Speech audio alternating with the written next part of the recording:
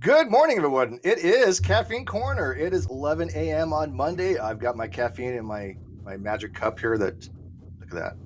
Yeah. But as you've noticed, we actually have a special guest today. Usually, we don't have a lot of guests on this channel for this particular show. We kind of just banter back and forth. But today, we actually have a special guest on to talk about something that we, Cheshire and God, Bullinator, have for many years talked about, and that is the discussion of cyberbullying. So this is going to be a kind of a halfway serious but halfway fun conversation. Hopefully, I don't hear anybody, but I do want to kind of talk about some of the things that have happened in our experiences and our guest experiences. But first, let me welcome Cheshire. Good morning, Cheshire. Hello, I'm here. I got some tea. She drinks tea. I drink coffee. Yeah, I don't know. I don't know how we get along. But anyways, if you've noticed here, we have a special guest today, Mark Pellegrino. He is well known from Lucifer and Supernatural, as well as many other shows, Dexter, and also he runs, you're co-hosting a podcast, and you also have a webpage on economics, if I'm not mistaken.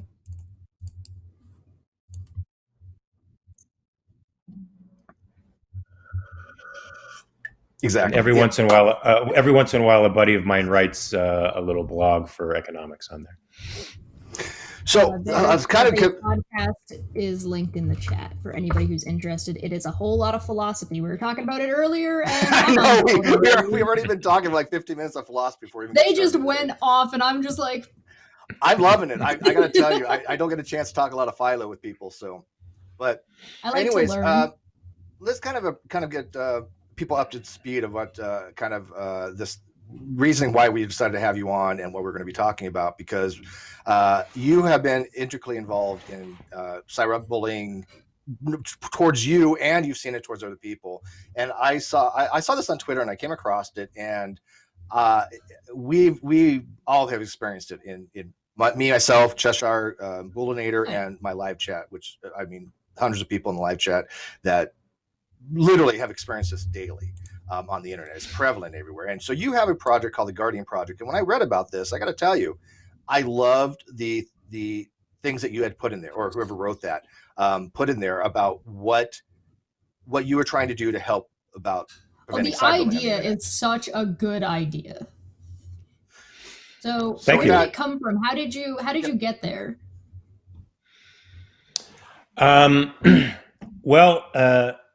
By a long process of suffering, I have to say. I experienced 3 successive huge waves of online bullying. And when I mean bullying, I'm not talking about people just calling you names. I'm talking about people decontextualizing your tweets and then linking employers, other actors, and media influencers to a narrative that they've started through decontextualizing tweets, and then sort of, I don't know if this is a word, viralizing that narrative. And on the third wave, a group of fans circled the wagons around me and started disproving all of these narratives. And I joked with one of them behind the scenes that, oh, you're like my bodyguard. You guys are protecting me, and you're saving me from the pain of defending myself against these people. And she came up with the concept of the Guardians as this sort of ad hoc community of people that get together and circle the wagons around people who are being isolated and attacked online. And then I started thinking, well, there's a show called Catfish where they actually find people who are deceiving others online, and they expose them and they confront them, and oftentimes the person is rehabilitated in the process, but the fraud is uncovered. And I thought, what if we had some type of show similar to that exposed the victimizers, who I think are incentivized to victimize others because they're anonymous, and to then the victims are anonymous as well. Even if they're a check mark, they're just sort of an abstraction to them. And so they believe they can do as much violence to that person as possible because there's no consequences. So what if we made a show that exposed these people, right? Gave a face to the victim, empowered the victim to seek some form of justice, and actually exposed the victimizer and gave that person an opportunity to make the victim whole, seek forgiveness, it would be up to them whichever way justice fell. But sort of my idea, inspired by Catfish and To Catch a Predator and shows and even America's Most Wanted. It would be very What's that? informative. I think it would be very informative because you'd end up in a situation where you would actually get to see the stories and see the narratives and see how easy it is to take the context out and twist what somebody said until it's snowballed into something that is just incredibly out of spec with what was going on or whatever the situation was. Indeed. In fact, yesterday I had a 2-hour conversation with a fan who's a Muslim, who was convinced that I was Islamophobic from decontextualized tweets that she had shown me. Unlike most other people who just sort of latch onto the narrative and don't let go, she was interested in what my real perspective was. She wanted to challenge me because based on the decontextualized tweet, she thought I was probably ignorant about Which is Islam. actually very brave of her. Very brave, because lots of people at first started to pile on. She wanted to go to DMs. I've already learned my lesson with respect to going to DMs with somebody, so I wanted the conversation to be entirely public. She agreed to that. People piled on a little bit at first, but then they gave us our space when they saw that we were having a civil conversation, where I brought up true concerns and contextualized my thinking for her, which was not what she thought it was.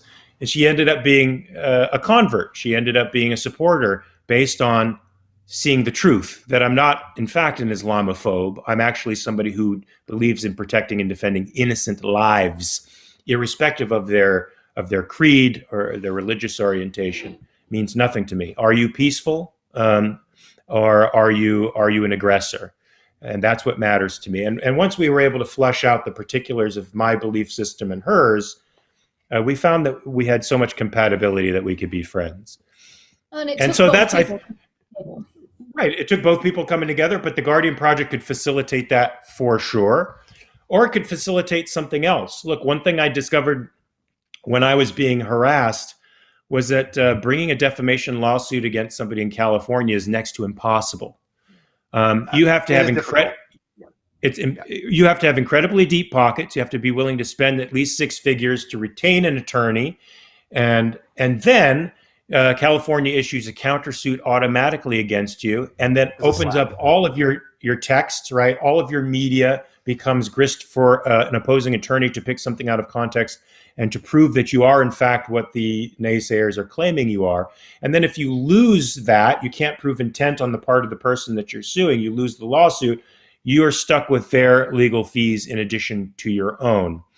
And I thought, that's really prohibitive even for somebody like me who's a person of means. Imagine somebody who's being isolated and attacked online who doesn't have the means and has absolutely no support. What if we were able to put the power of a studio behind them with the support that could really hold that person, the victimizer, accountable?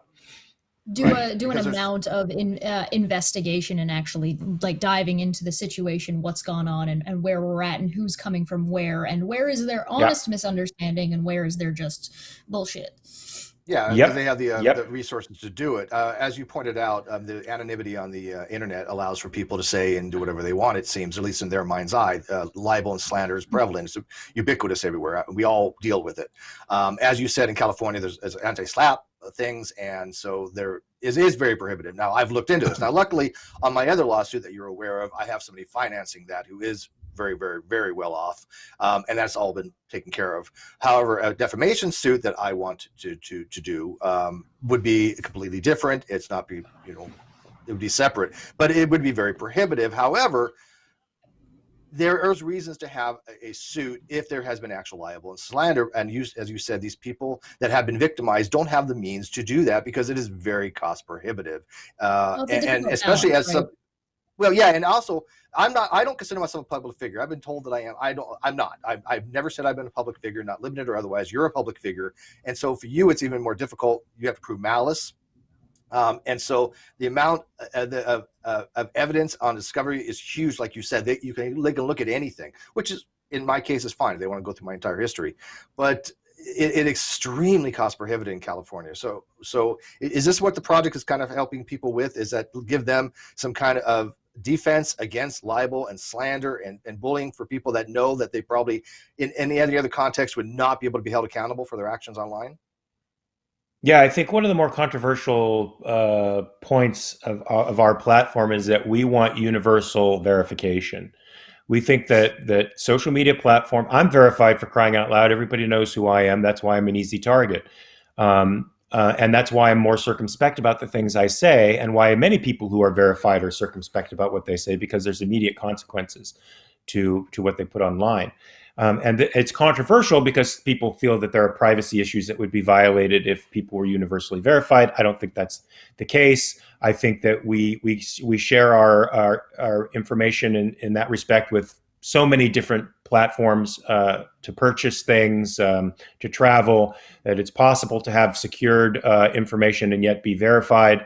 The purpose of the universal verification, which I hope would be shared across social media platforms, would be when somebody is objectively proven to be a bad faith actor out there, they are banned and they can't come back on under some pseudonym handle, under some fake email address, and keep harassing people. You're done, so Twitter jail would be real Twitter jail, and that information would be shared with Facebook, and that information would be shared with every other social media site, so that they would be much more circumspect about taking a bad actor onto their platforms. It sounds like people might be, who have an issue that might be conflating having an issue with them being verified as in who they are, being personal information, versus the buying and selling of your private information. Who you are isn't exactly private information. Or the fact that people will know where you live or something like that, if they know who you are. I mean, I like the idea in general. I mean, it does make sense. Look, all my information is public. My address, my phone number, my history, everything. My life is an open freaking book. And you said makes it a very easy target, right? Somebody can go search my Facebook, find some picture, take it out of context, and change it all around. That happens frequently. I mean, but there are people that I understand that probably do want some anonymity merely because they might have some kind of hostility toward them for whatever in their real life thing. So how do you kind of balance the two between safety and? I think it would probably depend on the platform. You would have platforms. Well, listeners of Twitter, for example. Right. What I like to call vanilla internet is your Facebooks, your Twitters, your the very large ones that pretty much everybody has of some kind and collects your personal information, because it asks for your permission. It's doing that anyway. Sure. So, but then you would have websites like Reddit and websites that are a little bit not as vanilla and not as your soccer moms exist here, that probably wouldn't latch onto something like that because they're not a social media platform. Because a social media platform is something that's different than, say, a discussion forum. Yeah, but we run into something interesting, I think, with today's social media. So social media is more or less taking over as a media standard. It's now the form of communication. There's no longer media establishments that are giving us our news. We're getting them in this democratized version. So in some respects, somebody who creates a false narrative is creating news. They're a sort of journalist that's passing on information out there. Mm-hmm. And I believe that they should be held accountable for that, just like the New York Times would be held accountable for printing something false, even though they're not. We would very few news agencies are. Yeah, we should hold them accountable. We should hold them accountable, but I think there would be protections, and how those protections are manifested, whether it's blockchain technology or something else that protects people's identities from being doxxed. It's not the same thing as being doxxed. But and I have to say, I'm sorry, I have to say this: the people who have expressed concerns about it usually put up the front of being concerned about activists in authoritarian countries coming online and trying to hide their identities. What they're really concerned about is they want to keep bullying without any in a lot of cases, sure. But what about like in the Islam? There are people that have left Islam and their lives are in danger. I mean, you criticize Allah or you draw Muhammad, your life could be forfeited to these people. It seems, according to them. How would but the information wouldn't be made public. The information would be. Yeah, it's available. Yes. Yeah, it would be like your credit card number. So like you've given your credit card number to Amazon. That doesn't mean that everybody has your credit card number. So you could get your personal information to Twitter, but you would not have to necessarily use your name. You could still, I would still thought that's be how able it is to anyways. use Wait, I thought no, okay, they don't. correct me No, if no, I'm no. wrong. No, but I think Really? I think a verification might be your identity, but none of your other stuff has to be, none of it has to be released publicly. But you're tied. You know, you can't put a fake screenshot up there. It's you. You got to be you. It'd be So kind of like And a so that the social person- security number for the internet. yeah, Use Sure. a unique yeah. identifier. Okay, yeah. No, I Yeah, don't have so a that way, problem But even with also- if you were to use a pseudonym, they'd be able to find out who you are if there was some I thought kind they of do libel that case now. I mean, against you. But I haven't made a Twitter account in ages, They- but I No. don't remember. No, I they thought they asked for don't. Well, real apparently information. Twitter can do that now, but I just think it should be open and transparent right now. I think if somebody's gotcha. looking at you, it shouldn't be a picture of your cat or somebody or a movie star or something. It should be you. Let's see you. And you should have a verification, a check mark, so that people know your identity is who you are, right? Nobody, my address isn't published on Twitter, but people know it's me. And the reason for the original check mark was for liability's sake and to protect products and to protect the identity of the person when somebody wanted to use that identity to promote something fraudulently. Oh, yeah, we don't know what that's like, having fake accounts made of us, right, Steve? Oh, never. Yeah, I gotta tell you, I'm actually flattered. I got probably dozens of people that I've never met, never talked to, any of them making fake accounts of me, and I have no idea why. I have some people To that, be like I said, fair, I've there's never been even one or talked two. to. There's been one or two that have been actually pretty good. Like, they're pretty funny. I like creativeness. I mean, I'm not saying that some of them have been funny, and I'm fine with those. Parody accounts, knock yourself out. Some of them, in fact, but when they start using my family, that's a whole different ball game, right? We do have a super chat, Chesh, that we missed. You want to read that out real quick? That was that was from Hanson for 2. Said, I'm late because I was being told my new niece arrived. Congratulations! Oh, congratulations! Yes. Congrats. I don't know if Somebody had a baby from the audience here. So we Awesome. kind of have our thing. We read them out. I love that idea for universal verification. I think that is a great idea, and I think there is one way to have accountability, as long as there are some, reasonable safety considerations, right? Because again, you don't want everybody to have their personal information out just available, so they are held accountable. Because, like you said, these organizations and these people do not have any accountability in anything they throw out. And as you put out, somebody could throw out something that is completely BS, and it already been traveled everywhere, right? I mean, right. As I say, lie travels around the world, multiple times before the truth gets out next door, kind of thing. Right. And so when we see this happen, Cheshire and I have a thing. We respond to evidence, not accusations, because anybody can make an accusation, right? Then we can say, hey, mark this. But when people ask, hey, what's the evidence for this? Then you notice the conversation kind of turns. They usually get very defensive. They don't provide anything. And that's kind of what we kind of tell people: address evidence, and not just the accusation. What we started trying to help people doing with this show in particular is we tried to help educate people on how to recognize when someone is just making crap up, and how to recognize when you've got an honest interlocutor versus when you're clearly dealing with somebody who's not. One of the most effective ways we've found to deal with it has been to ask a question about the situation that they're discussing. If they're like, I'm offended because Steve non sequitur shows something, and I respond with, okay, you want to know more about this, what's your question, and how much do you know? Because there's like 2 days worth of content, of watchable content about this stupid case. Literally, and somebody's going to go to jail over a YouTube channel. Right. Yep. And so, going to go to prison for the YouTube channel. I think what you're saying sounds very similar to what Peter Boghossian and James Lindsay wrote about in their book, How to Have Impossible Conversations. I recommend that book for anybody because I think it's a great tutorial on how to deal with James is people. James is great. James is very. I think James is one of the most important intellectuals on Twitter right now. I agree. He did.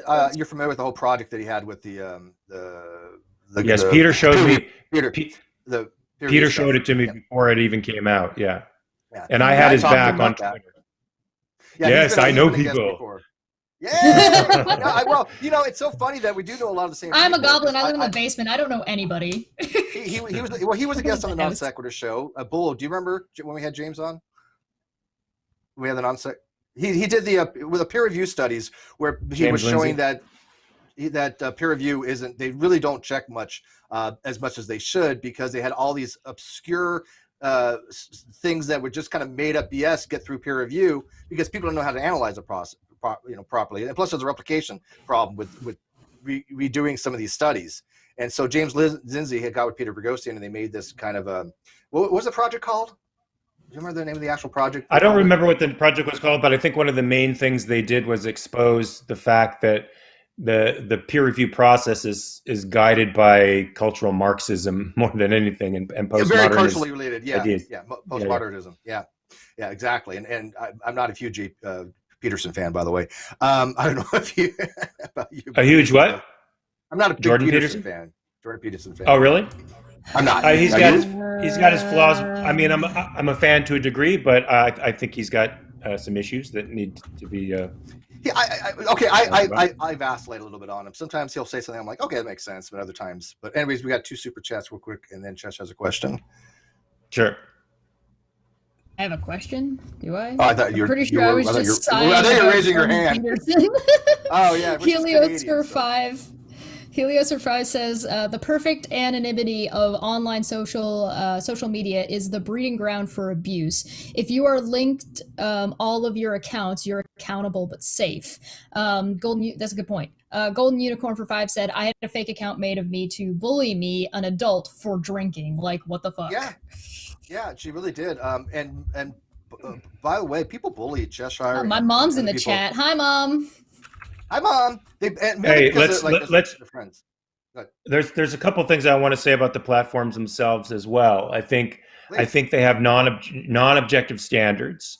Whatever their algorithms are for picking out bad actors seem to be informed by social justice linguistics, as opposed to real fraud, real libels, real intended harm, real violence.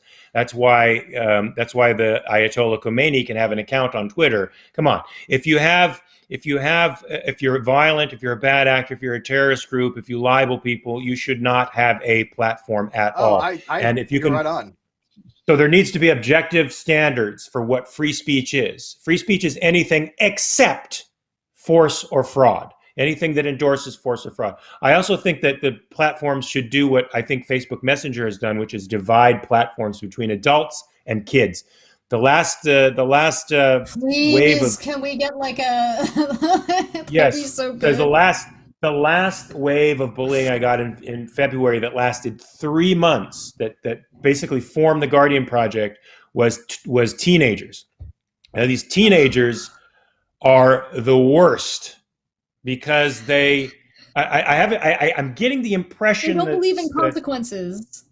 Well, they don't even understand consequences. Yeah, they don't have a skill set. Yeah, they don't have the skill set, but they're also being taught. They're also being taught a form of social justice, which is, in my opinion, promoting sociopathy. It's promoting a type of pathology out there where they are dogmatists who have a feeling about things, and they act on that to the exclusion of truth.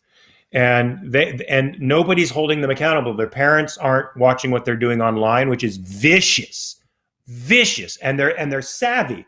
They're linking media influencers to these false narratives that they're creating, and they enjoy the conflict because if they can get the attention of a check mark, they feel famous because they've gotten 20 more followers, 100 more followers. They actually try to goad you into blocking them because the block is a merit badge that they could show off to their friends. Look, separate the mediums, and on that kid's medium, there should be extra, what do you call them? Safe mechanisms by which the parents can moderate what their kids are doing. Moderate, yeah, parental controls. Parental controls, and the parents are accountable for what their kids do online. Yeah, so the verification would be the parents. Because I love the fact that you put some kind of objective standard by which people can be evaluated on these types of algorithms. Like you said, they are BS. These algorithms do not work with a damn. They always seem to target the people that are trying to help because they don't understand the context. Matter of fact, we have a video on C words, the big C words. One of them is context. The algorithm, whatever the neuro-linguistic programming they're trying to do, whatever the algorithm they're trying to figure out to say, hey, we want people, we don't want to have manual review. We want some computer program to do it. It is unable to recognize things like context. It just doesn't understand it. So people are getting banned that are the good people, and the people that are actually doing harmful things, they seem to have nothing ever happened to them. It's completely backwards because it's based on social justice type virtue signaling and dog whistles. Exactly. Yeah. I'll give you an example where I used bad language and was temporarily suspended from Twitter. A writer, I don't know if she was a freelance writer, but she's a writer for Cosmopolitan or something. This fairly big writer, African American woman, literally wrote, "All white people are evil." Now, I looked back on her context from the feed to see if I was taking out of context, is this sarcastic? What's going on? And when I looked at the context, it was clear that she meant all white people are evil. So I was talking to somebody, and I'd forgotten that she'd been sort of tagged in this long conversation I was having about her. And I said something about the racist hoe, H-O. Of course, not proper language, not an appropriate way to deal with it, but I was nonetheless upset that her tweet was up and still up and never got taken down. I got suspended, even though I didn't call her that to her face. She happened to see the feed and reported me. And so I got suspended for a day, even though I protested and said, "Excuse me, this woman wrote all white people are bad, are evil." Happened. And nothing happened to her. Are you insane? It should be applied equally, right? No offense, you messed up. We all have, by the way. We all said things that we probably shouldn't have. It happens to all of us. Yeah. Hold on. But at least applied equally. So she disparages an entire race of people by calling them evil and demonizing them. You say one person is kind of being a hoe. And like, this is, okay, I brought this example up the other day. I was just having this conversation in my private life, and I had said, how ridiculous is it that somebody can say, "I want you to die, like you're a bad person and you should die for it," and the person being threatened punches that person in the face, and the person who made the threat is the victim. I'm like, you literally just said that person and their family should die because they're gay, or because they're trans, or because they're race, or whatever, and then they retaliated in defense, and you're the victim? What world are we living in here? I don't understand how you get to that point. Because they thrive on the victimization. Go ahead. We're living in a world where power dynamics is king, and if you're at the bottom of these power dynamics, you are considered morally superior to those who are at the top of the power dynamics. So that's the notion of hierarchy today that I think these iterations of postmodernism are giving us, and it sucks because you have no voice if you're considered at the top of the hierarchy. Yeah, and you get into this situation where you can get into this weird middle ground. And when you get into this weird middle ground, you kind of get stuck in. So I got suspended. I'm stuck in appeal hell. I don't have a check mark. I'm not that important. So I'm stuck in appeal hell for my account. And thanks. You don't matter to Twitter either. Shut up. I don't. I really don't. So essentially what had happened is these people were just making accusation after accusation after accusation about Steve doing sexual harassment, about this person being an alcoholic, about this person blah blah blah blah blah blah blah blah blah blah, and like rape apologetics I think is one of the ones that came up. And I was just like, you guys do realize that you're saying, you can say whatever you want, but you won't accept it if it goes back. So if I say this thing, they then false mass flagged me for making the example. They did. Count boot. You have to increase your intersectionalities. You have to increase your intersectionality. It is intersectionality in politics. And as you pointed out, for some reason, a lot of people identify with online status, right? I mean, views, subs. Right. Now, I live on YouTube. I make no bones about it. I've had a YouTube channel for years. This is what I do full time. But my life doesn't revolve around having to get subs, having to get views. I do it because I enjoy it. And if somebody likes to watch it, then those are the people that I cultivate. And I kind of cull the people that don't want to have anything to do with logical thinking and reasoning and having the types of discussions that I like having. That's fine. But some people, for some reason, like you said, being blocked by somebody, right?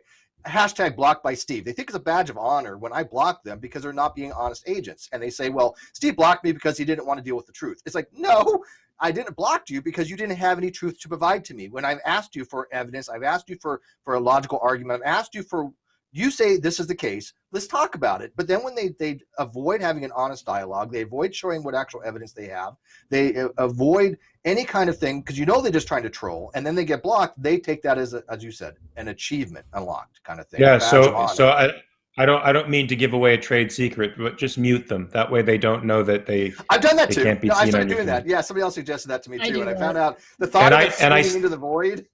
Yeah. And I steal from Gad Sad. I say, I'm muting you so that you get the benefit of my wisdom while I don't have to hear your idiocy. I love Gad Sad. I love that guy. Yeah, me too. Big fan. Yeah. He's great book, really The Parasitic Mind. I swear to you, this is the God honest truth. I didn't know that he came up with persecution by internet, and I had the same phrase.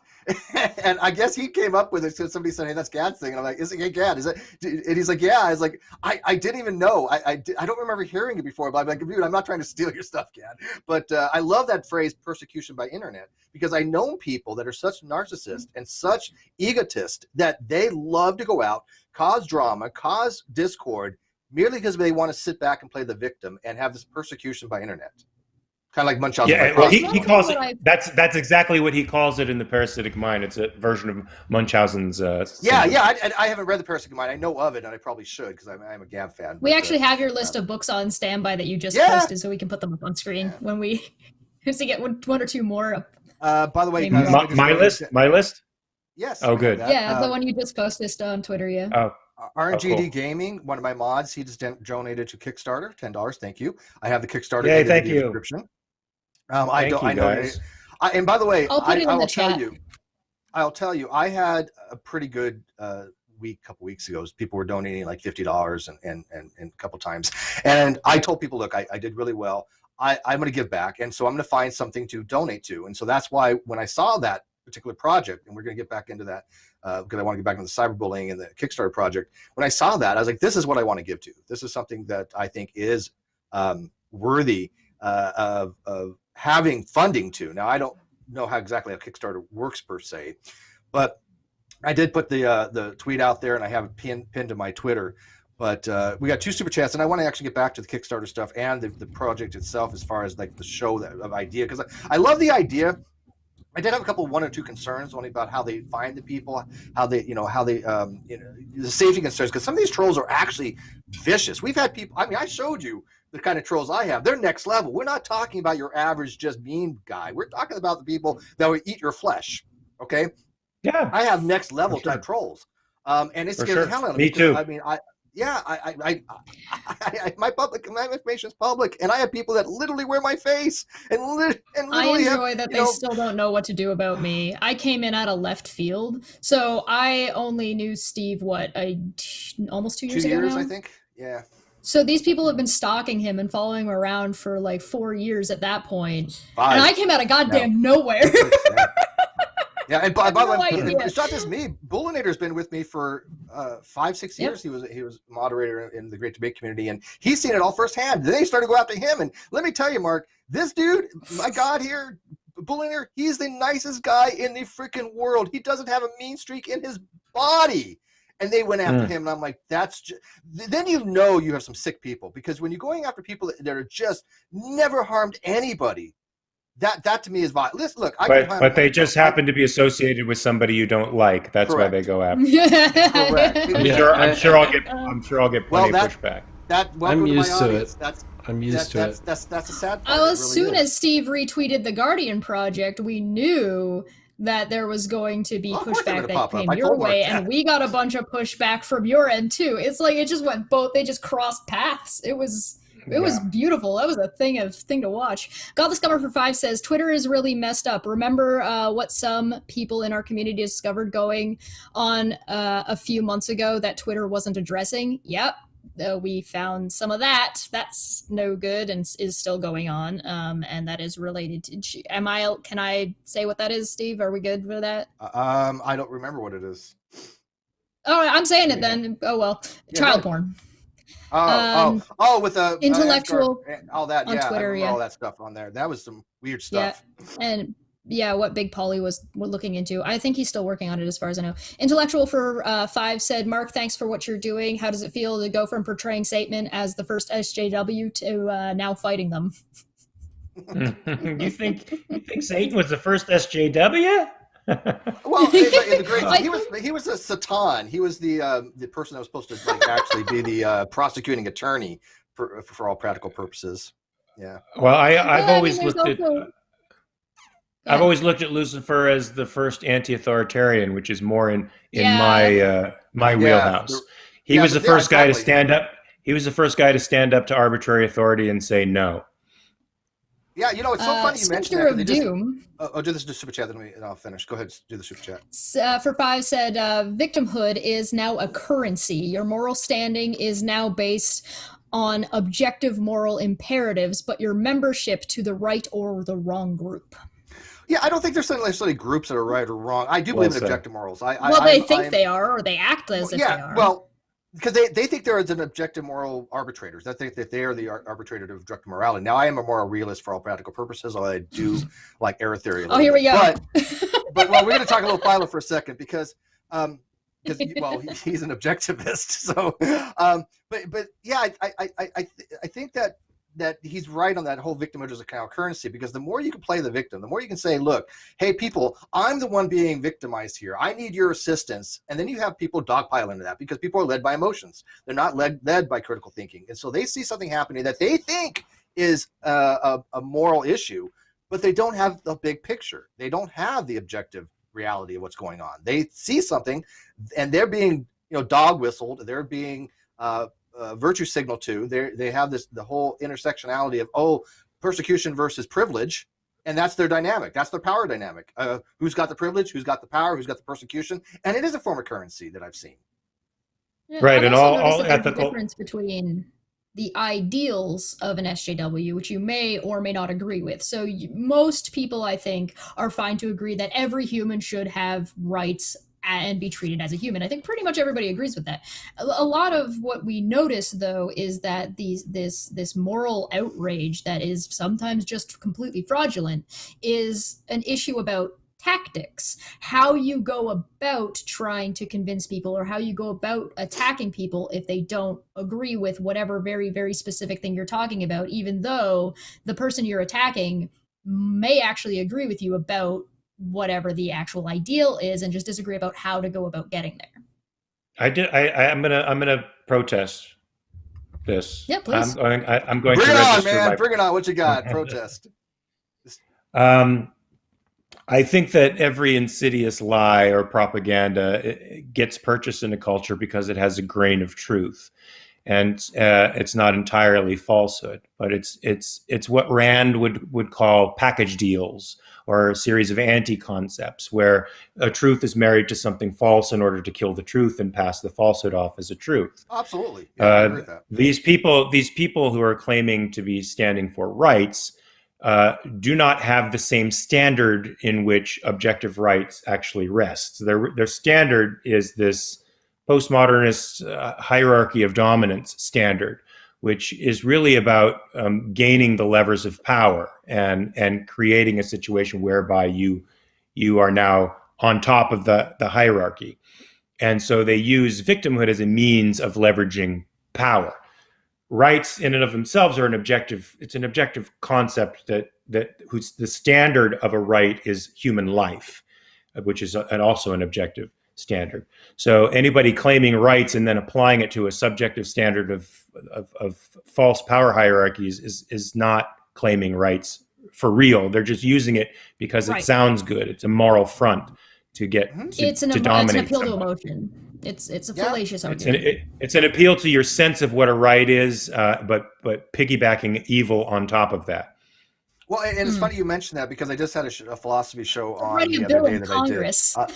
I did. I did something on this particular thing because there's an apologist out there that I was watching his stuff, and a lot of the mods know me. He knows me, and one of the mods had asked me about, well, if God says, it's ethical, would you be like, yeah, that's ethical because it's divine command theory? And I'm like, no. And they're like, well, why not? I'm like, because my morals are not contingent upon some kind of being, which is kind of funny because you had mentioned Satan being the person to say no against authoritarianism, right? Well, their version of a deity. Now, I straight up, I'm agnostic, but straight up, they have this authoritative type of deity that I don't find to be moral, right? I don't think their version is very moral, and so why is my morality based upon what they think a all-powerful moral being is when I say no?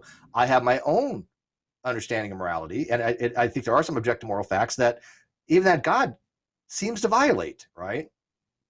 Does that make sense? Sure. Okay, so I just had the discussion the other, and you know what happened though? They actually blocked me. The moderator actually blocked me when I told him that no, I wouldn't think that particular God was ethical. So, but that and it became a big blow up thing after that. You gave the wrong answers, Steve. Yeah, but I mean, again, I think there's some objective standards by that, and they didn't want to hear that because they're like, well, no, it's whatever God says. I'm like, well, first of all, that's not objective. That's called ethical subjectivism. But yeah, it's mind-boggling how people get confused on these things. Well, if you want to loop things back, there are positions of power that people will take advantage of and abuse. So you can be in a position of power and be essentially abusing your subordinates, and then if a subordinate rebels, turn that into that, well, I'm the victim, I'm trying to do what's best for them, and they just don't know. They just don't know what's good for them, right? And then we see stuff like that all the time. Agreed.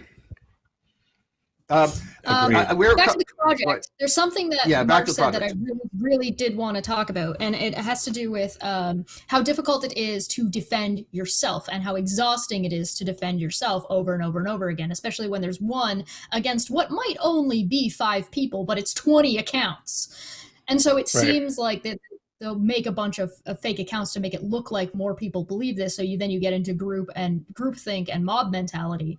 But it's so much more difficult to defend yourself than to have somebody else step in and say, hey, no, that's not right. Because sometimes defending yourself, depending on how you go about it, can make you look guilty, even if that's not 100% not the case. And that's something that we have to deal with. When Steve was getting accused of rape apologetics, we didn't say anything about it for a couple weeks, a month maybe or 2, before we started noticing that otherwise people that knew better were starting to question and being like, what is this? What's going on here? So we took a look at the video, broke it down, made a counter video, but none of it had anything to do with Steve. Me and another person in the community made that response video. Steve never had to defend himself on this until we talked about it and people started bringing it up, because this video we made to this day remains unassailed. They have not been able to debunk the video we ended up making in response to it. So, but they still try and push it, of course. But when you're trying to defend yourself, it's narrative for clout, for credit, right? Yeah, it's a currency to them. If I have channels, literally, I'm not even BSing. There's channels out there. Their entire currency is justifying something that I've said, change it, distort it, Frankenstein cut it, and make it appear that I'm trying to say something that I've never said or completely out of context. That is, and they have said this is how we get used by doing this. I mean, it is. Well, they got super mad because I didn't put a question mark at the end of something once. They're like, oh, we won't have other content on our channel, but what draws the views is talking about Steve. And I'm like, hey, look, I don't care if you talk about me. I don't, right? And I don't care if you talk about me, especially if it's true. Knock yourself out. But people have recognized that the channels are not saying things that are true. They're completely libelous. They're completely slanderous. They're defamational. They're wrong. They get actual facts, objective facts of the matter wrong, but they don't care because they get some views out of it. I spoke their name and they arrived. How is that not cyberbullying by any true understanding of that word, right? Usage of that word. I don't like to use by definition, but cyberbullying is people using misinformation or trying to harm somebody, right? That means it's to bully them, it's to harass them. And I think when you make something up or you distort something so out of context, it has almost no resemblance to that small kernel of truth, like you said. I love that, by the way. There's always a small kernel of truth, but that truth has been so distorted to be unrecognizable, and that's what they latch onto, and that's what they feed off, and they twist it around and they make it completely different. And why? because they get views for it. They get stature out of it. They get a currency out of it. And it seems like they did that to you, is when I was noticing on Twitter. People were trying to do things of that with you, and that's why I empathized. And that's why I was like, hey, man, this has happened to you. I get this. I understand this because it's happened to me. And then when you had a project on it, this is like, this is awesome. This is something that I would watch this. And I don't watch much, but I would watch that, I mean, the only reason I started wading into these arguments was because I saw that we were developing a bully culture where this type of aggression was becoming the norm. And I come from the old school where you bully me in the parking lot or in the playground. I'm going to punch you in the face, and let's see what happens now.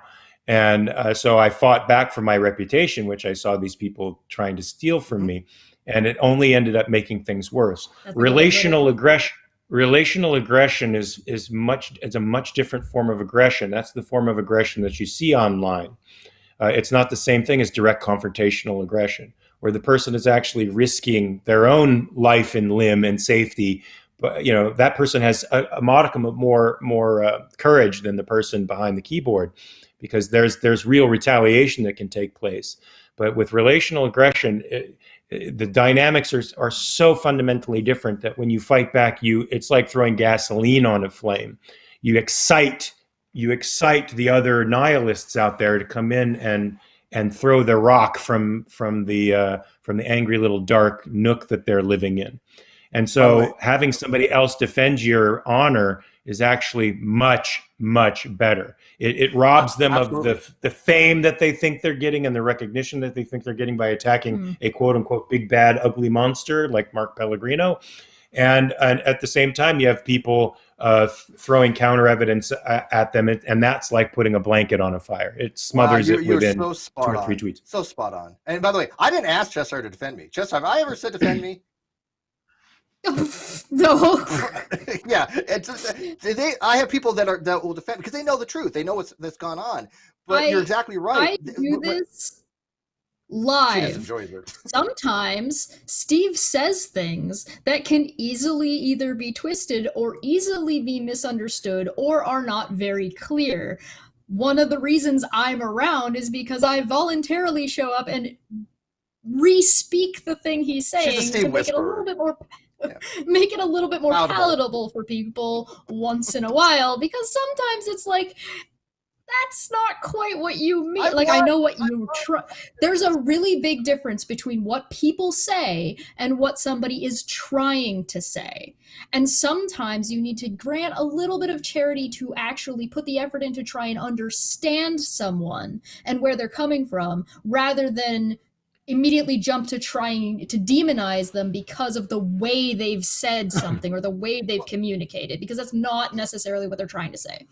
Well, I'll give you an example. There's somebody who just, I'm not even going to mention who they are, but somebody had showed up trying to troll just now. I've never talked to this person in real life. I've never had a hangout with them. Don't know who they are. They were a friend of a friend.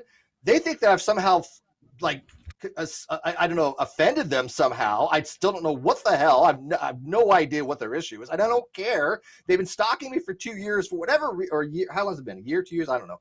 But it's been ridiculous how long they've had just this hate burner for me for no reason, because I don't know who the hell they are. I know nothing about them. I've never had a conversation with them. That's bizarre. By the way, this was funny. There's a couple of people in the live chat.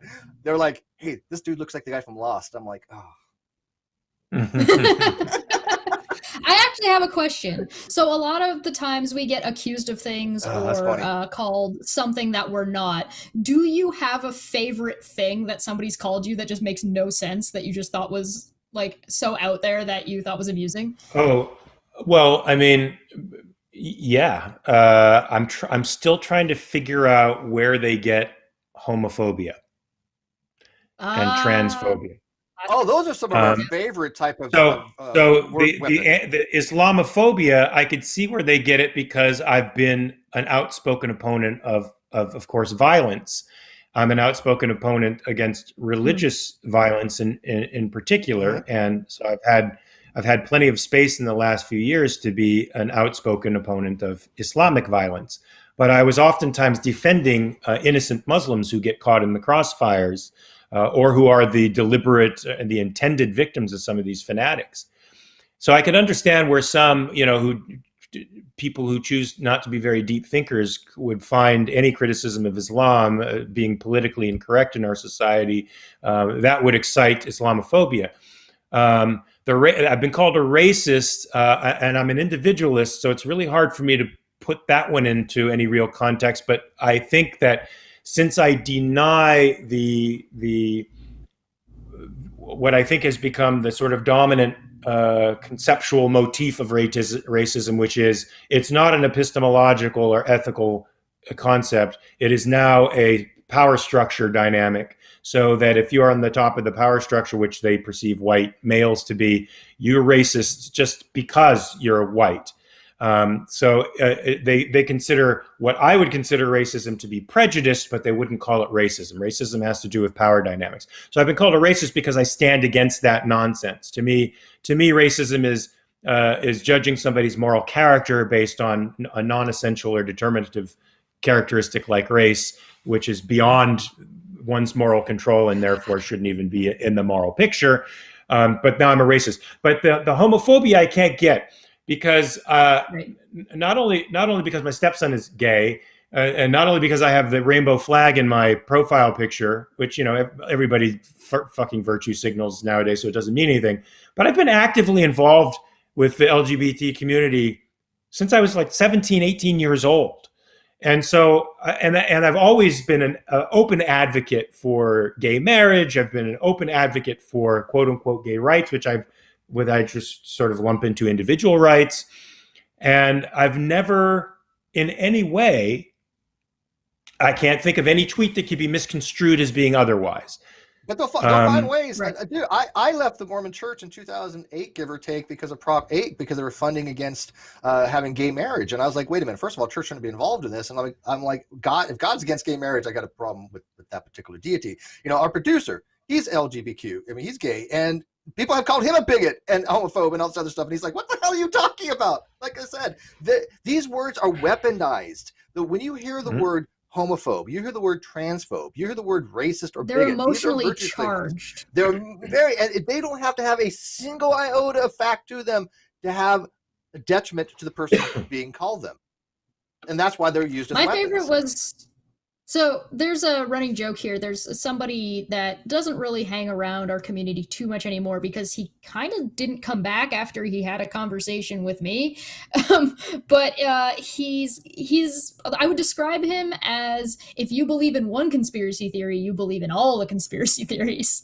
But this guy basically thought every conspiracy theory you can think of, this guy believed it. So when I was talking to him, he kind of started getting upset. So he decided to call me trans, as if I would take that as an insult anyway. And then, so that's been kind of a running joke that nobody knows what gender I actually am, because my response to him was, okay, well, which way am I going? And he couldn't answer, because of course he couldn't.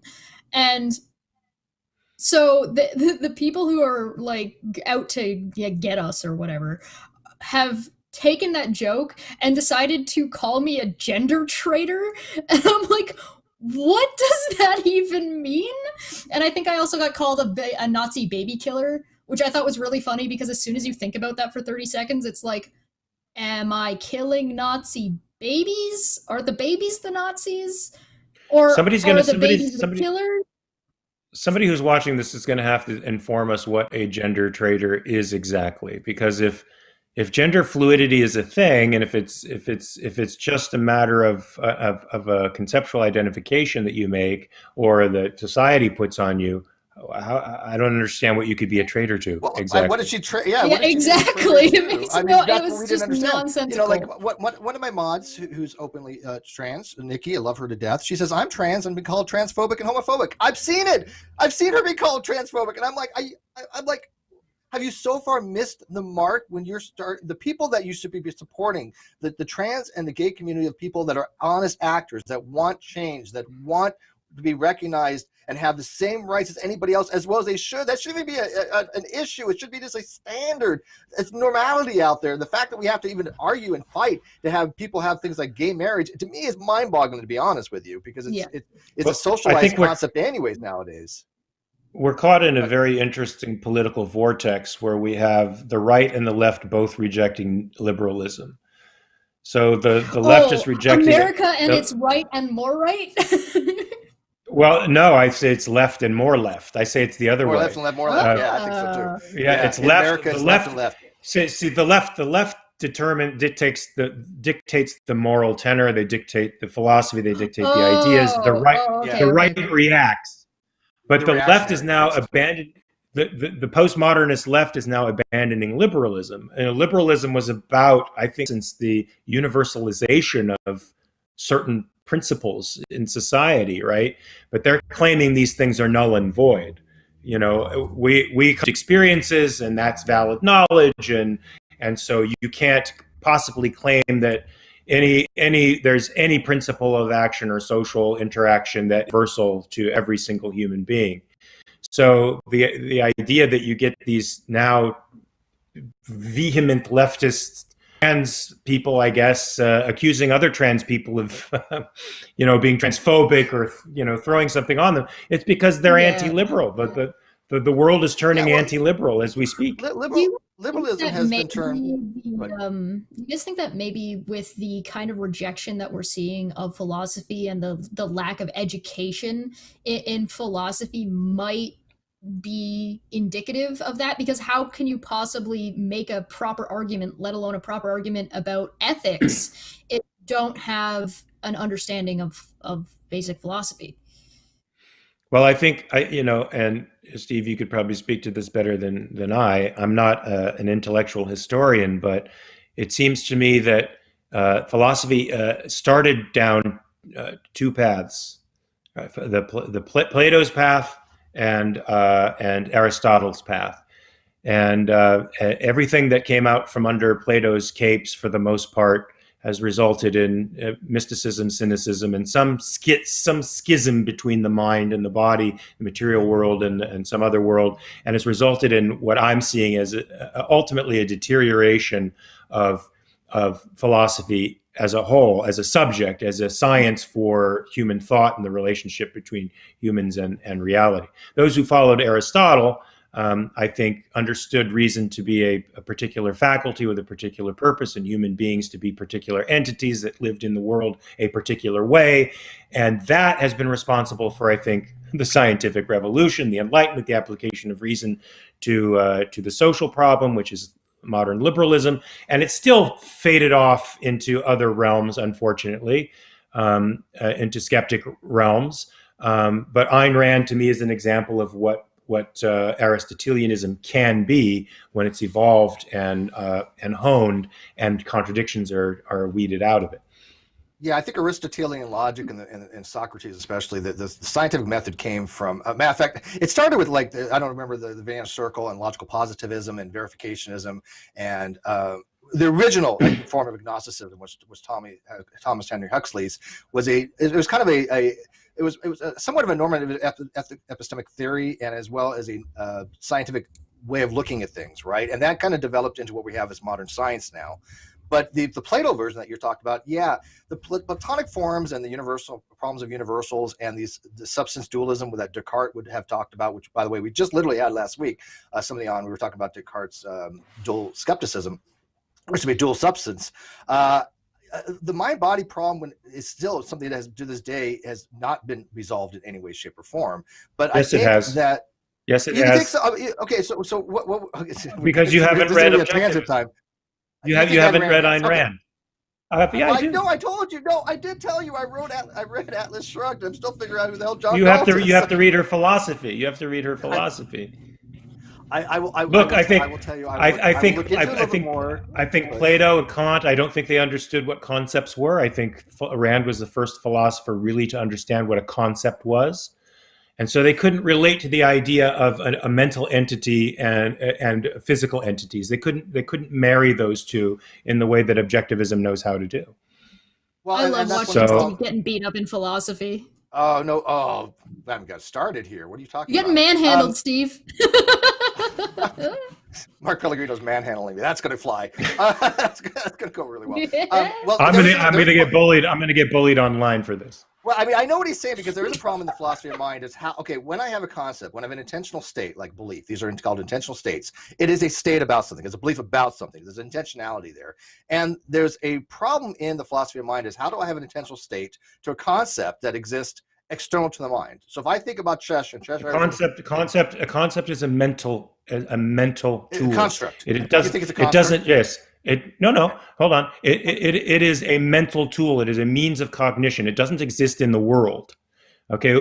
We make a concept in order to define and file away existence in the world. It's a form of mental integration and economization. For example, a table really exists in the world. It's a thing that exists. It has right? mythology. Yeah. Right. It exists in the world. I call it a table, and that table now enables me to embrace every table that ever has existed, every table that will ever come into existence, or in imaginary tables. It enables me to encompass an infinite number of particulars in one concept. Just like when mathematics was first forming in the ancient world, in ancient Egypt, the way they used numerals was conceptually inefficient.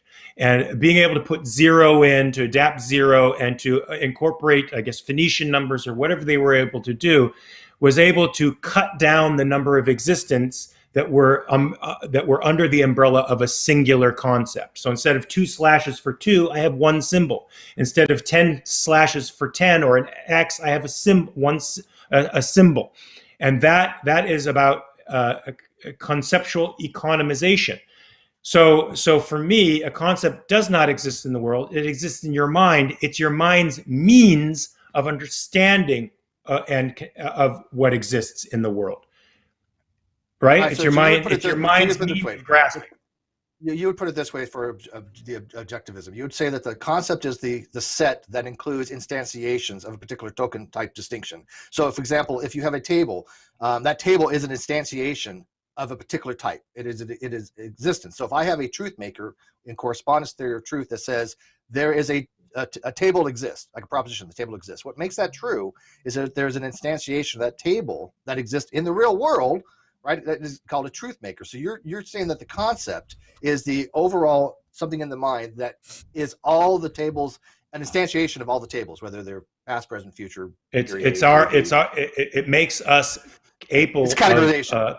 It makes us able to grasp an almost infinite number of existence in one set of symbols.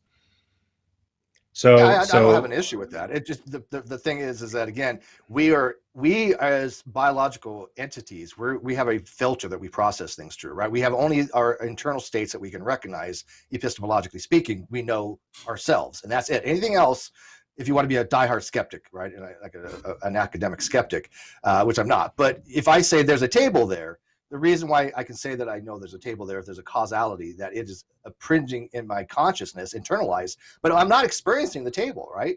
I'm experiencing the consciousness, which is my understanding, or my sense data of the table. Right, and they call and people who believe like you would call me a naive realist, but I'm a direct realist, because I think that your senses are telling you actual information, and you are experiencing the hardness of the table, the coldness of the table, I don't accept the darkness of the table, the light reflections of the table. No, I don't accept naive realism either, because that's not what I'm talking about. I'm talking about direct realism. I say direct realism. Yeah, you are perceiving the thing for real. You're experiencing it. You're experiencing it. Its hardness, the light, the way the light comes off. Is this like the argument of how do you know the pen works? And you know how the pen, like if the pen works because you draw a circle with it to see if it works, and that is self-confirming? Yes. Yeah, I mean that. Yes, I think ultimately. Yeah.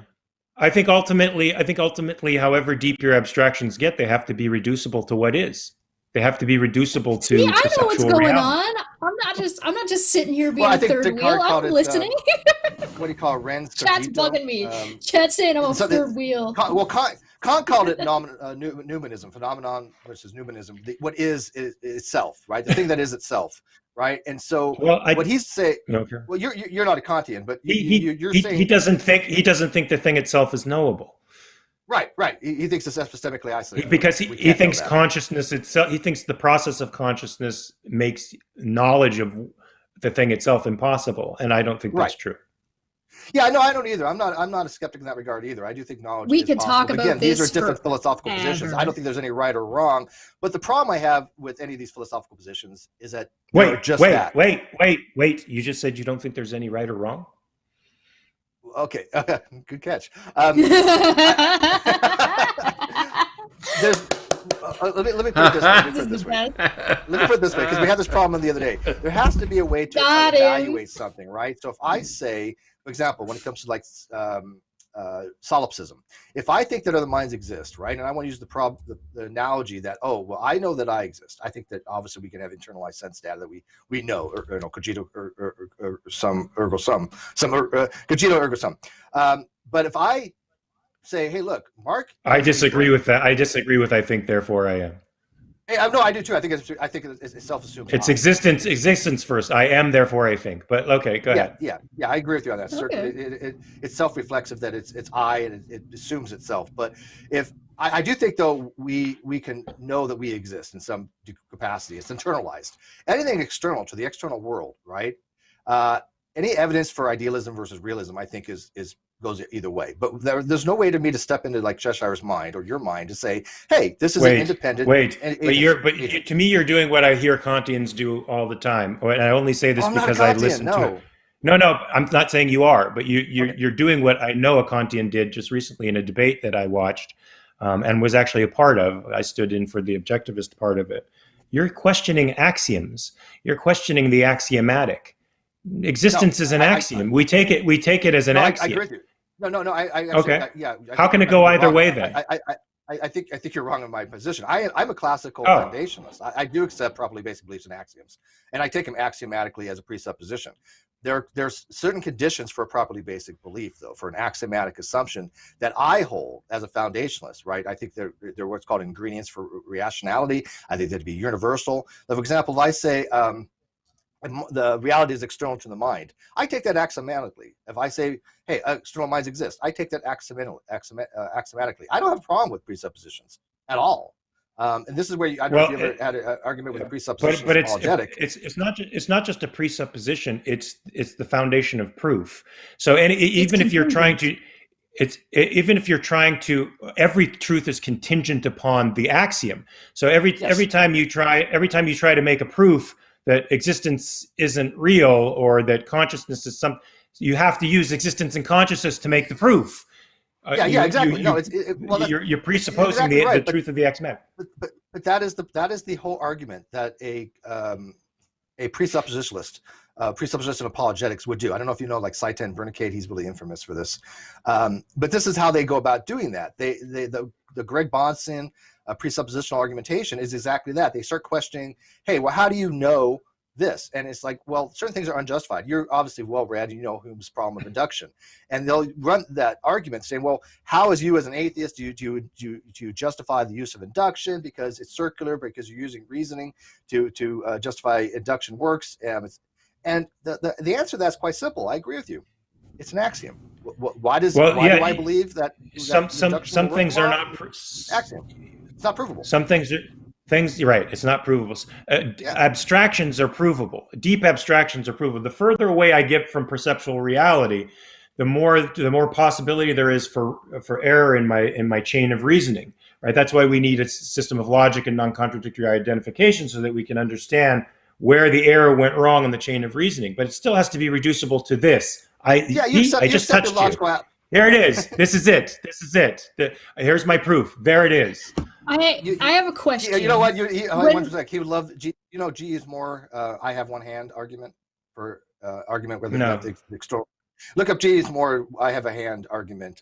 It's a modus tollens against skepticism for existence of an external world. But I agree with you wholeheartedly. But I want to ask you. So you like me, you accept things like what's called the laws of logic, or they're actually principles of logic, the principles of eternal verities, law of non-contradiction, law of the middle. So those things Yes. exist axiomatically. When people say, well, how do you know them? How do you prove them? You say, the honest answer is, I don't. I accept Well, them because as they're the basis of proof. Exactly. So You can't, kind of have that's how to. You can't go forward if you don't. You But a lot of rely on people- them but to see- prove. Yeah, but see, a lot of people don't get that, Mark, and a lot of people don't like that fact that they just have to like accept them as a condition of rationality from which you will derive an objective framework. Logic is objective, right? Whether you look at, I have a blog on modal logic, and I've done a little bit on epistemic logic and dosastic logic, and I'm not good at it. I'm not a logistician. I'm not by any stretch of imagination, but it's a fascinating subject. But as you said, it has to have the basis from axioms, and a lot of people don't like that reality is they can't prove axioms. They can't even justify them as other than they are just non-inferential. They're non-dosastic, inferentially derived, and you just have to say, look, these are my basis. Then you can make some objective framework by which you can say 1 + 1 = 2.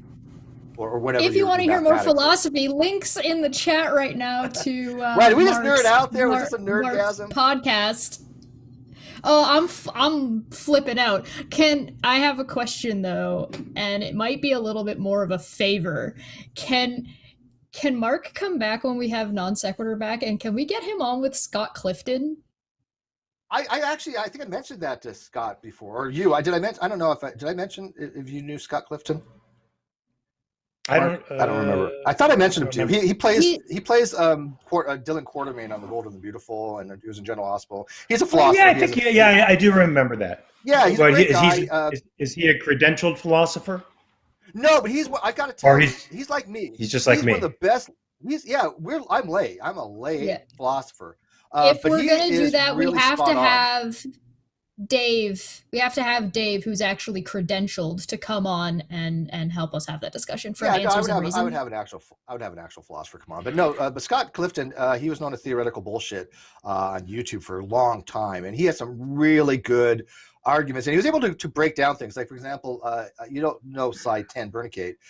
Or no, it wasn't Psi 10. It was actually a guy named Matt Slick. He was he's a very prevalent apologist that is a Calvinist, and he had a really bad logical argument. I mean, just a bad called TAG, Transcendental Argument for God.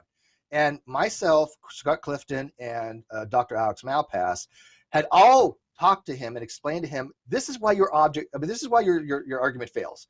We couldn't have explained it any better than.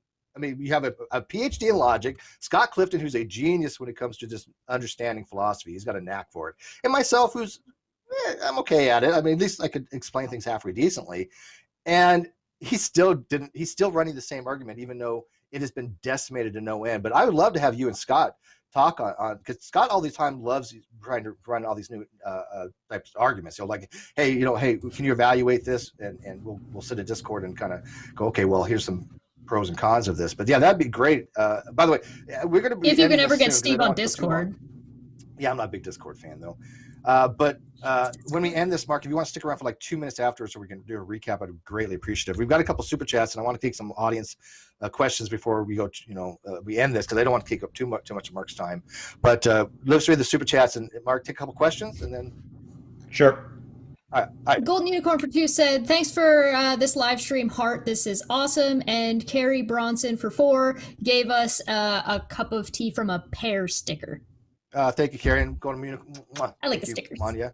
All right, so what's I haven't been asking questions, and I probably kind of should from the live chat, but there's been a lot of people out that I've seen. I was kind of surprised that only a handful of trolls show up, but we actually got 24 downvotes on already. That's Aww.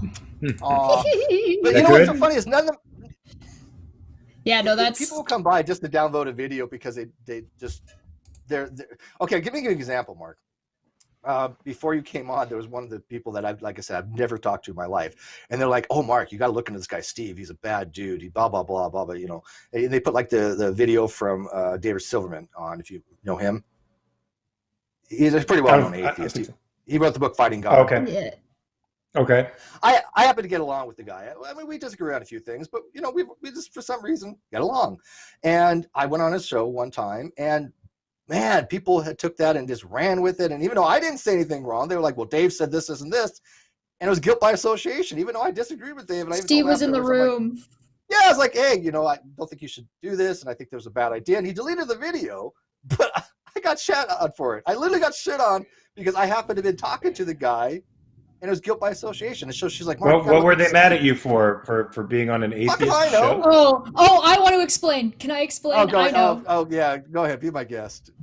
Okay, so in this discussion that he was on with David, okay, so there's a YouTuber known as Katie Joy, also known as Without a Crystal Ball. She's currently getting sued by Toddy Westbrook. If you're not familiar with Toddy Westbrook is, she does like glam guru beauty product stuff. So Katie said huge, multi-millionaire. He said a bunch of awful things about her and basically defamation, and was doing exactly what the Guardian Project is against. She basically said I mean she said that her husband was a career criminal. She said that they were frauding people. She had all kinds of. She implied that he killed his own mother. Like, it got bad. So now Toddy is suing her $50,000. Sorry. $5 million. $5 million. This woman also accused Steve of sexual harassment because when she first showed up on YouTube, she was on the Non Sequitur show. So that never happened. She was never sexually harassed by Steve at all, and we never happened. I wrote a whole blog on it, and my producer has been the entire time. Every video, he's with me. So there were witnesses. Her story kept changing. She's gone back to say she didn't, and then say she did, or said she didn't say that, and then said that it's true though, but that it didn't happen. Essentially, she's a big fat liar face. So when she said that, when she made these accusations against Steve, she basically, one of the stories she was telling was that he said the word penis in a call that she happened to be in off camera. So David Silverman was like, that's ridiculous. You can't sexually harass somebody like that.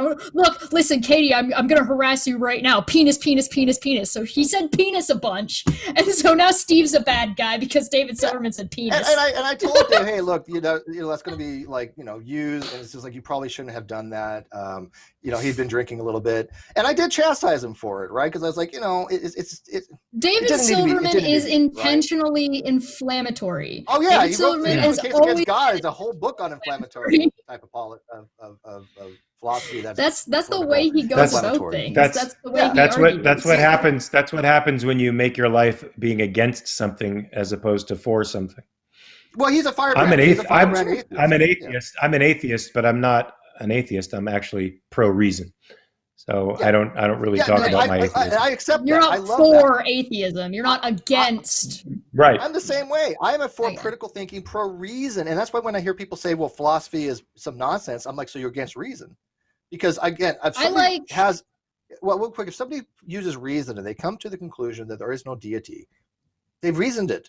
I'm fine with that. But if they actually reason that there is one, I'm okay with that too, so long as, again, they can justify their line of thinking, right? And that's what I want people to do. I want people to have a justification for why they hold a particular belief. Because beliefs can be wrong. If you have a theist that believes a particular God, they can be wrong. And then you ask them for their justification. And maybe if you can show them their justification, opinions can be wrong? Yeah, granted, right? So I have no agenda. I'm not trying to convert anybody to atheism, agnosticism, theism. I don't care. What I try to do, what Cheshire tries to do, tries to do, is we just want people to think. Why is that a bad thing? I am pro consistency and pro education. I think people should learn, think critically, and learn how to learn and learn how to apply that all that good stuff. But I prefer consistency. I don't particularly care if you're a bad person or if I don't agree with your morals, as long as your morals are internally consistent. If you want to do this bad thing, you can't go ahead and say. So if I let's take Katie for example. If Katie says that, oh, I'm allowed to criticize, or I'm allowed to gossip, or I'm allowed to have my channel talking about YouTube creators or whoever, and I do that, she can't go and start flagging channels for talking about her. Right? That's not consistent. This channel has been flagged more times than you can imagine. I might not agree with her content, but But she should be internally consistent, and that's I value consistency. But I have people to have flagged this channel mainly because they don't like the content, and not because they can out argue anything, not because they have anything of substance to provide positive. Like you said, if instead of promoting something, promote reason and let's have the discussion. They're not interested in that, right? Because that's not their agenda. Their agenda is to silence anybody who disagrees with them. I've had people tell me, look, if you don't hold the exact same position I'm hold, you're objectively wrong. And we're not talking about like math, right? We're talking about something that's purely a subjective case evaluation. If you don't like strawberries, you're objectively wrong. It's worse if you don't agree with them. And these are fringe people. Don't get me wrong, but they're so to agree that if you don't agree with them, you've committed acts of violence against people. Mm-hmm. It's a violent act if you don't agree with them. The amount of warping of your mental faculties to try to come up with an argument to say, look, if I don't agree with you, I'm somehow committing acts of violence toward a group. That doesn't even make sense. We got a super chat. Trying to get some questions. We got about 8 more minutes before we're going to wrap up. I want to keep this about 90 minutes because I know Mark's time is valuable, and I do want him to come back. I don't want him to think we kept him for like 4 hours. So we're going to wrap in about 8 minutes, but we have a super chat. Carrie for 5 says Katie Joy is a visitor from a parallel universe and therefore has diplomatic immunity from our laws of logic. Prove me wrong. I can't. You're right. I love when people say the truth. I thank you for the super chat, but it's like they say, prove this or prove that, and they mean it to be demonstrate, right? They mean it evidentially, and I take it as logical proof, mathematical proofs. Like for example, like in calculus, you're able to prove certain things, and those are to me when somebody says prove it, I say, oh, you want me to do like some kind of a mathematical proof kind of thing. But that's not how they use the term. They mean it to be demonstrated, right? So it's confusing to me. I have to like switch my mind between evidentialism and something like mathematical induction or something. Some people are asking about the goals of the project, of the Guardian project a little bit. I know we talked about it a little bit, but I think it'd be valuable to go over it again because people come in and out of streams. Right. So I think the goals. What's your plans? Well, once we raise the money, we're gonna get a pitch platform together. We have a producer who has connections with various networks, and then we're going to pitch the show to various networks. The goal is, of course, to increase accountability, individual accountability online. We think that anonymity is the main incentivizer for all of this aggression and some real harms that have been done to people, and we want to take that anonymity away without violating privacy, so that victims feel like they actually have some recourse, like they have some power in this situation and can do something to protect themselves against these bad actors. So are you going to have somebody that actually knows about? Are you going to have like an expert in psychology or sociology or something along the lines to yes, talk that's about the idea. Okay, because that's critical. The idea. Because I've done numerous episodes on trolls, and there's no one size fits all. There are different types of trolls, and there's no one set way to deal with them. Sometimes, again, ignoring them is the best option. Other times, putting sunlight on them as a disinfectant. It is a very honed skill set to determine, though, when to use what method to try to disarm a troll. Like for example, you had that Muslim you talked about the other day, and I know who you're talking about, and I know. Sometimes it's really hard to tell when somebody is just honestly upset and trying to confront you, and when somebody's just being a dick. Yes. And that was the case with that Muslim girl yesterday. Exactly. She was honestly upset. She had disinformation that had been sitting in her for a long time, but she also had a desire to find out the truth. And I stepped out of that conversation for that very reason. I stepped out because it was like, okay, well, if this person has an honest intent, let's see if they want to be, they are an honest agent, right? And I completely extricated myself from that. So, and she was an honest agent. And that's where the skill set comes in. One, the skill set to try to determine that. To me, the skill set to know when to back off. I was like, okay, but it's nice that you took the time to try to move past the superficial type things to say, okay, this is the appearance. Let's get to the actual core and find out what the issues is. And that is a true interlocutor. That is a true person who wants an honest discourse. Right. And I learned something about Islam. I learned a bunch of things about Islam that I didn't know before. She learned a lot of things about my personal opinions with respect to her religion that she didn't know before. and we both gained. We both came out better for the not confrontation, but for the exchange. Yeah. It's a good dialectic. Can I be on the show? I want to meet Keon. So I have a favorite troll. Somebody that trolls around with us, and he's my favorite. I absolutely love him. He's the worst. The reason why is because he's the worst. But he gets everything wrong every single time. It's a universal constant. Every time. If he said, she's not even kidding, though. Things that he said, 180-degree wrong every time. Oh, it's amazing. One of the things he said is Steve is not YouTube. How do you say that but still be wrong? Because he managed it. It was amazing. Well, I had somebody the other day just said, here's evidence of why Mark is a horrible person. And they put up a tweet of mine that said something like, every person deserves to be free. I don't know, something like that. And I was like, okay. He's saying criminals. He's saying that every rapist should be out in the world and able to go rape people. Obviously, I don't know how he was able to twist that around to be a bad thing, but in his own mind, it made sense. I got or her mind. I don't know. I don't have freedom. You bad person. I do admire the fact that you at least take the time and the effort to figure these things out. And like you said, there are people that use check marks as weapon. Now, Cheshire and I are in a good position that we happen to have a good rapport with a lot of people that are check marks, a lot of people that are, well-known personalities and stuff like that. But a lot of them, they anytime they get a response from somebody with a blue check mark, a lot of people don't have they don't want an honest endorphin. Right. This happened exactly the other day, and I even showed you what William Shatner had tweeted out something I had said about. I got retweeted by William Shatner, and I got excited. I wasn't being a dick, but I mean, if that's the only attention you're going to get is by being an asshole, then. But look, I got you. I'll be Burger King retweeted me. Got you. Yeah. But there were people that went after William Shatner that tried to shit on him, and what did William Shatner do? He blocked them all. Didn't block us. He was like, he's blocking the shitty people, the same shitty people that went after you when you started talking to us.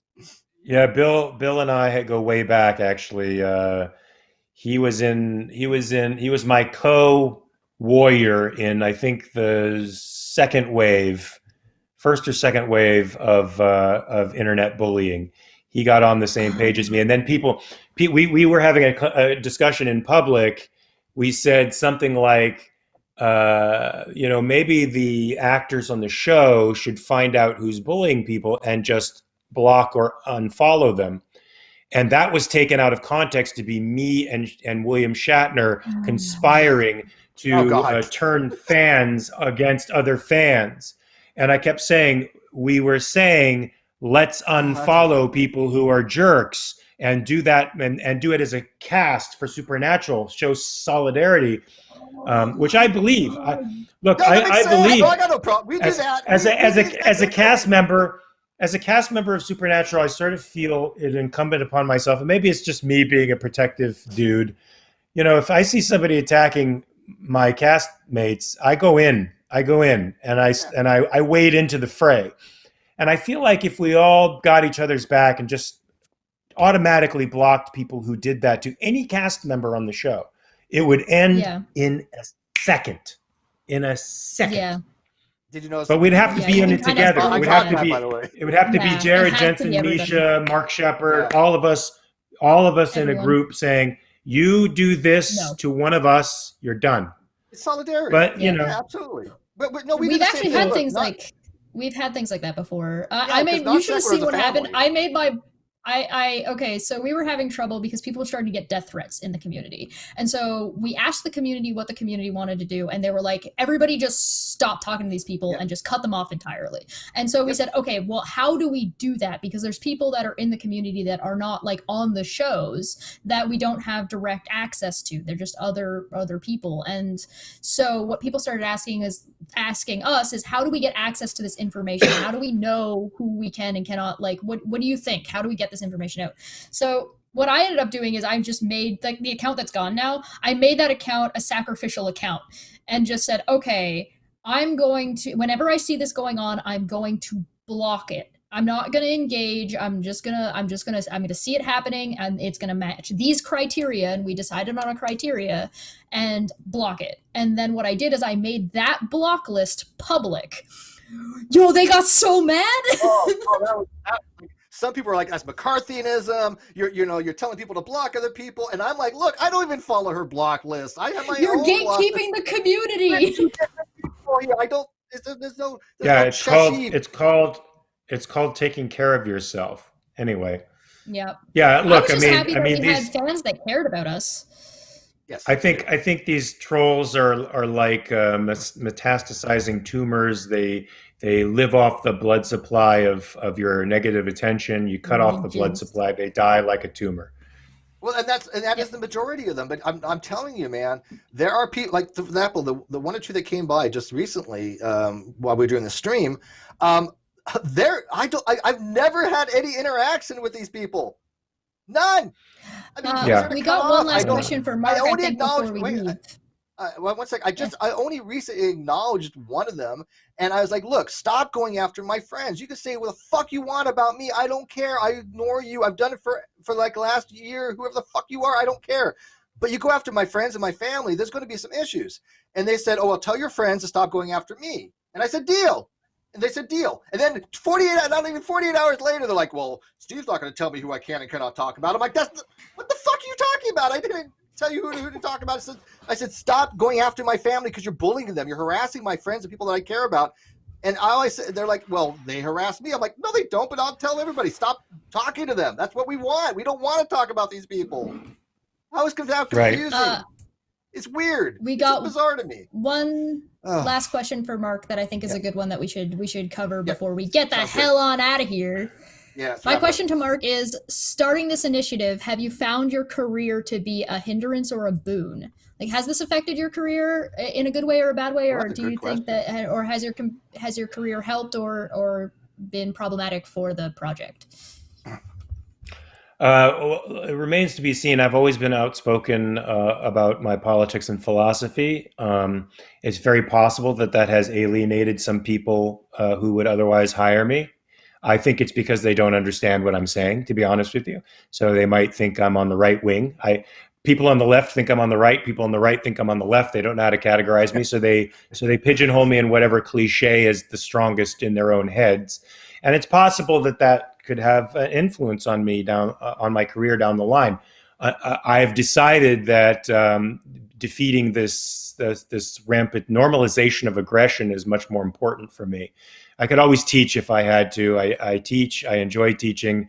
If I had to do that because nobody will hire me because I'm a classical liberal, fuck it. I'm tired of the black shirts and brown shirts controlling the narrative. I'm going to fight back. I'm going to punch them hard in the face, first conceptually, and if they make me, I'll take them down and choke them out physically. But look, fighting back is too important now to worry about. That's been my motto on this channel from day one. I don't let anybody tell me what to fucking do, who they have. I have had people who I've had on that people will go, well, why'd you have this person on? And literally make 1,000 videos. I had one person make 300 videos about me. 300 videos. I'm not even, this is not exaggeration. 300 videos they made about me. But like I'll have like a person on, and because they didn't like the guest, who I don't even agree with, right? I mean, I had a white separatist and a black separatist on at the same time, and they both wanted an ethno state. I'm like, look, no, I'm not agreeing with either of you. But there was a big fluffle of that. I remember that. Yeah, and so it's like, but I keep telling people I'm going to have on who I want, talk about what I want. If I get blacklisted, I got blacklisted in the atheist community because I disagreed with some of the atheist activists, what they were saying. They were logically wrong. It was logic. It wasn't a matter of like subjective opinion. I did logical proofs, and I showed them this is logic. You're incorrect on it. Professors and logicians had told them, yeah, Steve's right on this, and they couldn't handle it. So I got ostracized for that. I'm not even fucking with you, dude. I got ostracized for that. I know it's trendy to say we need unity. Everybody should be together on things. The way I've always responded to that is, no, liberty is protected in diversity of opinion, in contention, in debate. And the thing you need to do least with an idea is shut it out of the public discourse. If an idea is bad, give it air, give it light. Let people see it and discuss it, and it will die of its own accord. It'll die of just by virtue of the fact that it's not good. But certainly don't shut it down.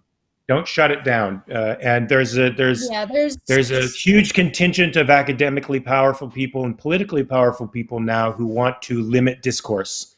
Of course, because they understand intersectionalities like that. They understand that discourse is for them. Discourse is a social narrative. It's a narrative that is controlled by power, and they're trying to get those levels of power so they control the discourses. So it's very scary. And there's a big difference between going after people and trying to character assassinate them and straw man or twist and lie about whatever they've said to make your point or to silence them versus having a conversation with somebody you disagree with, even if that conversation is heated, even if that does get contentious, even if it does maybe get harsh at times, there's still a mutual respect there of you're not trying to take the other person down as if they're not a human being. You're still treating them as a human being, having a conversation. Straw men are easier to burn down than good arguments. And I'm used to straw men because whenever I listen to people refute Rand, they usually refute a straw man version of Rand. They never I said the actually exact same refute thing on Twitter. I said a straw man effigy is easier to burn down. I mean, we actually probably agree more. Yeah, we agree on a lot of things. We're going to read the last super chat and then we're going to get the hell out of here. But like I said, we do a 1 minute outro. So if you can stick around after that real quick, just like 2 minutes, I appreciate it. Yeah. All right, so let's do the super chat from my dear Golden Unicorn. Manya, Golden Unicorn for 5 said, yeah, I am a drunken, spoiled rich kid who lives off her parents' money. Yeah, one of the people have been going after her recently. Basically because don't talk about me talking about you, because if you talk about me talking about you, you're causing the drama and you're bullying me. Yeah. Don't talk about me talking about you. To end this, Mark, the example was, and this is a good super chat for that, somebody that I have never had a direct correspondence with. I mean, I have on Twitter, but I mean, never like on air. For some reason, latched onto me, has made numerous videos about me. I never had a response from me for like a year. We did one video on her like a year ago, and it had tens of thousands of views. It was very popular. I think video. We did 2. Okay, 2. And they were fun. They were fun, enjoyable. It was very lighthearted. Yeah. It was not mean spirited. We told people to go check out her channel because we thought her video was fun. We invited them on because it was a video about us, and so we did a review about it, right? Because we did a review about it, we're the bullies because they did a video about us. It's like, wait, and for a year now, basically whatever makes you in Manya. Basically, bullying is defined as whatever makes you uncomfortable, and we're going for a different standard. Here comes the zombie. Exactly. Yeah, we just had a person join the channel. Thank you, Jamie Russell, for getting a level. Thank you for joining the channel. So, but anyways, let's wrap this up. As we're leaving, here is the links to the Kickstarter project. Please, if you can, go and check that out. Also, if you're interested in the more philosophical part of the discussion, here are 3 different places that you can find the Mark's podcast where they talk about philosophy. There is Spotify, there is Apple, and there is one called Buzzsprout, which I'm not familiar with. But there you go. All right, go check those out. Books. Go ahead, Mark. I hope those are the right ones. So we'll find out. I hope so too, because they're in the live chat. They can't change them. But I will put in anything you send me. I'll put in the video description. Megan Jen S for $2. Still love you all. I kind of have laid low. Well, we appreciate you. But go ahead, Bullinator. Show us the books here that Mark had put out that people might be interested in, and go ahead and take us out. Thank you all for watching. Mark, thank you very much for joining us. This was amazing. Thank you, guys. It was awesome. Great to see you. Have a good day.